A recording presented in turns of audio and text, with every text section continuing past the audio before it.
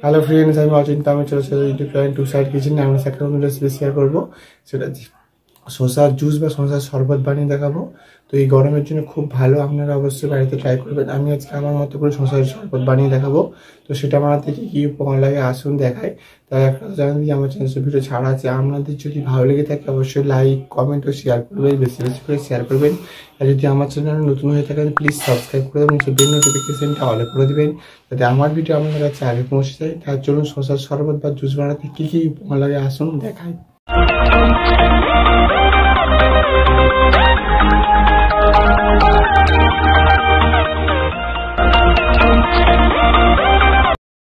চলুন তাহলে শসার জুস বানিয়ে দেখাবো। তো সেটা বানাতে কি কি উপকরণ লাগে আসুন তাহলে দেখিয়ে দিই। এই গরমের সময় আপনারা এই জুসটা বানিয়ে খাবেন, অবশ্যই ভালো লাগবে। তো সেটা আমি আজকে বাড়িতে বানিয়ে দেখাবো। চলুন তাহলে দেখাই কী কী উপকরণ লাগে। আমি দুটো বড় সাইজের শসা নিয়ে নিয়েছি। এখানে আমি পাতি লেবু নিয়েছি, আপনারা কাগজি লেবু নিতে পারেন।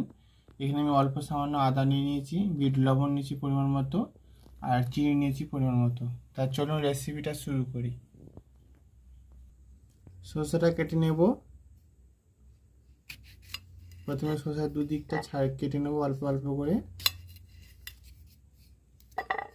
তারপরে এটা সাহায্যে হালকা করে আমি ছাড়িয়ে নেব, বেশি খোলা খোসা ছাড়াতে হবে না, হালকা করে ছাড়িয়ে নেব। শসাটা কেটে নিয়েছি, এবার আমি আদাটা ছাড়িয়ে নেব। আদাটা ছাড়িয়ে কুচি কুচি করে কেটে নেব। আদাটা কুচি করে নিয়েছি, এবার আমি লেবুটা গোল করে কেটে নেব। এবার আমি শসাটা আদা কুচিটা দিয়ে দেবো একসাথে। এবার আমি পাতি লেবুটা দিয়ে দেবো।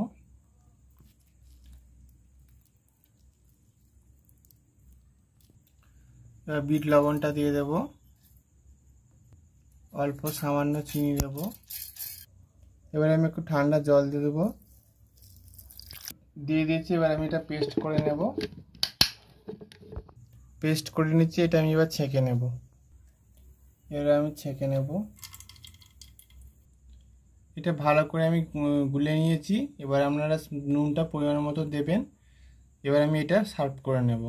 ওই জন্য গ্লাসটা ঢেলে নেব। একটা ন্যাচারাল কালার, আমি কোনো ফুড কালার বা কোনো কিছু ইউজ করিনি। দেখুন কালারটা কত সুন্দর দেখতে লাগছে। এবার আমি এর মধ্যে দুটো বরফের টুকরো দেব ঠান্ডা হওয়ার জন্যে, যাতে শরবতটা খেতে ঠান্ডা লাগে। দেখুন আমি ভালো করে সার্ভ করার জন্য একটা শসা গোল করে একটুখানি রেখেছিলাম দেখানোর জন্য, আর এক টুকরো লেবু আমি এখানে দিয়েছি শরবতের ওপরে, জুসের ওপরে। তাহলে চলুন তাহলে শসার জুস রেসিপিটা রেডি হয়ে গেছে। এই রেসিপিতে আপনাদের ভালো লেগে থাকে অবশ্যই লাইক কমেন্ট ও শেয়ার করবেন, বেশি বেশি করে শেয়ার করবেন। আর প্লিজ সাবস্ক্রাইব করে দেবেন এবং আমাদের পাশে থাকবেন। চলুন তাহলে দেখা হচ্ছে নেক্সট ভিডিওতে। তো এই ভিডিওটা অবশ্যই আপনারা গরমের সময় বানিয়ে খাবেন, দেখবেন অবশ্যই খুব ভালো লাগবে। তা চলুন তাহলে দেখা হচ্ছে নেক্সট ভিডিওতে।